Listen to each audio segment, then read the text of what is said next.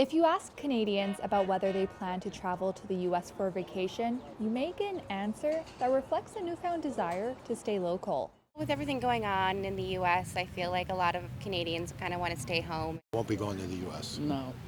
Recent numbers back up the sentiment. A Bank of Canada survey this week showed that 55% of Canadians plan to spend less money vacationing in the United States this year. And a survey by TD Bank showed 64% of Canadians polled plan to travel within the country.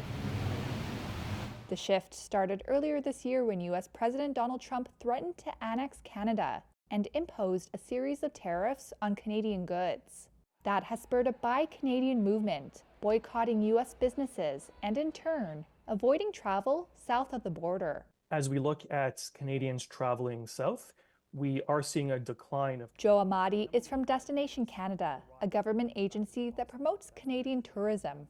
We've seen over the course of the first quarter of 2025 a 4% increase in Canadians traveling domestically, taking their hard-earned money and spending it in their own backyards to celebrate and enjoy all the authentic natural beauty that Canada has to offer. The number of return trips from the United States made by Canadians via air travel fell 17% in May from a year earlier, according to Statistics Canada. The number of such trips made by car fell by 37% that month. Torontonian Divya Mohan is among those who decided to cross the U.S. off her travel list in favor of destinations in Canada. U.S. was something we had planned for last year, but with the recent changes to travel advisories, the general climate around travel to the U.S., it just didn't seem like it was the right time for us to go. But traveling within Canada can be expensive. Domestic flights to remote locations often cost more than traveling to the United States or even Europe. Still, airlines are seeing rising demand.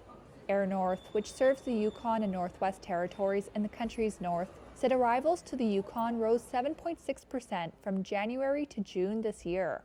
Meanwhile, WestJet suspended 9 routes from Canada and the United States in May, citing lower demand.